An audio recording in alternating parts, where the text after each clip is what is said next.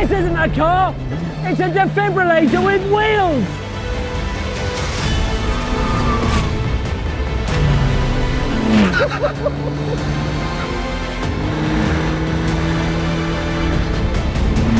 Oh my word! What a thing! Wow!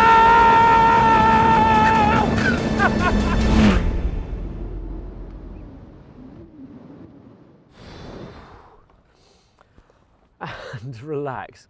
I'm still trembling. I don't know whether that's a good thing or not. It's quite mind-altering, this. So right, let's get out of it, get out of my boil in the bag suit and show you around it. The standard Ariel Atom 4 arrived almost 5 years ago, and it was a transformation from the 3. It was longer, it was wider, it had thicker gauge tubes. In fact, the only things carried over were the steering wheel and the top bit of the steering column, the pedal box and the fuel filler cap. Everything else, everything was new, from this wonderfully ergonomic dashboard, which is actually brilliant to use, to the Atom signature, this big intake here. I'll let you in on a secret here. On the old 3, it had an external roll hoop. And when they put that through computational fluid dynamics, yes, Ariel do that, they worked out it completely mucked up all the aerodynamics. So now it's been incorporated inside here, and you've got a much more elegant structure as a result. And of course, this feeds air to the turbocharged Honda engine. This is the same engine that's in that. And in the regular 4, you get the same amount of power as the Civic Type R as well, about 320 brake. But now we come on to the changes for this 4R. Power is up from 320 to 400 horsepower, and torque's up from 310 pounds-foot to 370. It's quite a lot, and they've done it without messing with any of the engine internals. It's all about the cooling. These big side pods on the side help improve that by 55%. But if you want more power, if you want to mess around with the internals, Ariel can do that for you and give this up to 550 horsepower.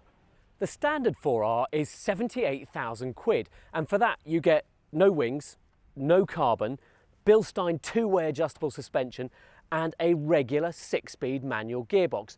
So think of this as a 4R Plus. It's a 4R with all the goodies fitted, which means instead of 78,000 quid, it's 140,000 quid. But that does get you this rather lovely wing, which develops actual downforce, 110 kilos at 70 miles an hour, which allows you very tentatively to do this.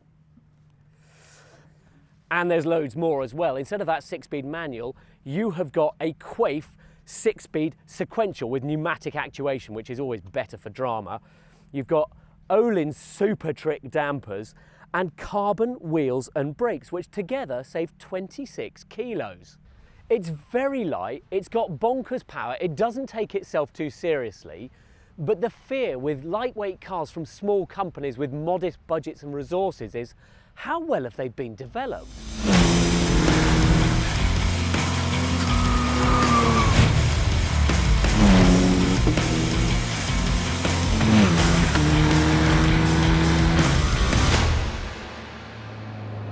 I don't mind admitting that when I first came out in the Atom 4R, I was a bit nervous. It's an intimidating looking thing, and I wasn't quite sure I was up for it.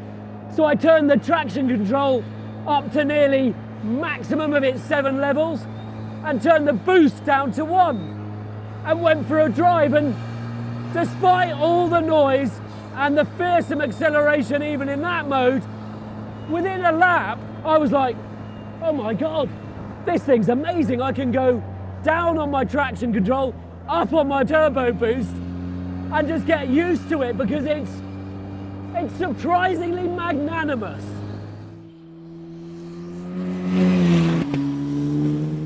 So look, here we go then. Let's not bother with 1 and 2 on the boost.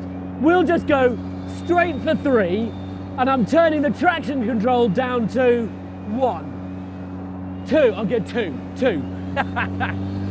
Not completely foolhardy just yet. Because it's a motorsport traction control system. It's so good. and cutting power when it needs to. Oh my lord! Because you've got ABS brakes, you just have that extra level of trust in it that you don't normally get from one of these cars. Look at the thing go! Wow! That's 140 miles an hour. It's absolutely savage. And this track has so many undulations. We have to be a bit careful with the power.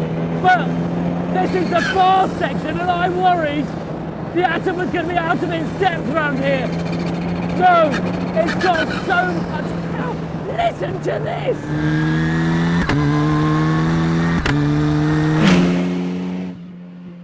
Right, I want to show you what it's like over the curbs, because here's the other thing we need to talk about, right? Look at that. It's not phased at all, because it's really surprisingly soft. So, compared to the other cars we've been driving it with, Alpine A110R, but more specifically the 911 GT3 RS, this is way more softly sprung. So it rides those curbs, and here's another one, without any deflection at all, despite the fact it only weighs 600 kilos. And you don't really expect that. You expect it to be buffeted by the track and thrown around. And actually, it's just calm and measured in its responses. So you don't have to drive it like an utter lunatic. I mean, it's more fun if you do.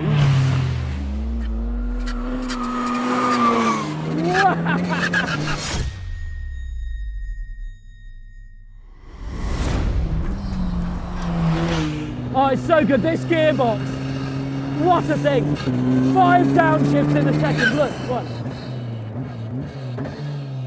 Apparently you can do 5 downshifts in a second, or you can accelerate at about the same rate.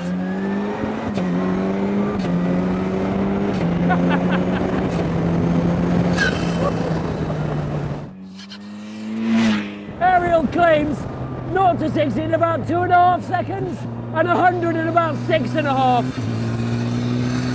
Feels faster, feels so fast. And here's the thing, as we were saying about the old Ariels, they were quite sketchy, but this one, the 4, they redid everything, carried so little over, redid the geometry so comprehensively that it doesn't feel rear engine, which it essentially is. It feels so much friendlier when it starts moving around than it has any right to when its power to weight ratio is near enough 100 horsepower per ton. But still, it feels like it's eating you alive because it's so full on. It's so visceral, everything that comes at you all the time. You're just in this capsule of speed, just vanishing down straights, and you're just caught in the slipstream of everything, paddling to keep up, because no matter how good you think you are, it's one step ahead of you. It's got more power in reserve, it's got more braking ability in reserve, and it's that noise there all the time, shrieking in your ear. I've got no earplugs in, and we're doing 50 miles an hour and it's already, listen to it, it's barking mad. So describing it as docile and friendly isn't 100% accurate, because it can play whatever you want. We can cruise around quite comfortably at like 80% and just steer it accurately through corners, and it's divine, it's delightful, it's so calm and with you. But all you've got to do is flex your right foot in any gear, and we're in 6, and it's off. It's absolutely off. And very quickly you realise that even if you've accelerated in 6, your braking distance is suddenly a lot shorter than you're expecting it to be. The thing is, no matter how fast I'm going in it, and how relaxed and calm I say it is through corners, well, I mean, you're taking that with a pinch of salt, but the grip, it just urges you on. You sort of can't help yourself.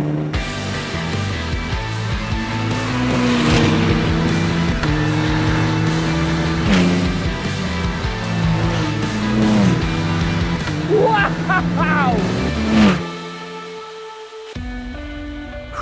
So here's the thing. The Atom 4R wants you to think that it is a complete savage, but peel away the layers and it's surprisingly approachable, actually. Yeah, it's mad money, but if you want the most visceral driving experience going, forget a McLaren Senna, a Ferrari FXXK, even the Aston Martin Valkyrie. Nothing touches a lightweight that fizzes like a lit fuse. I'm off for another hit.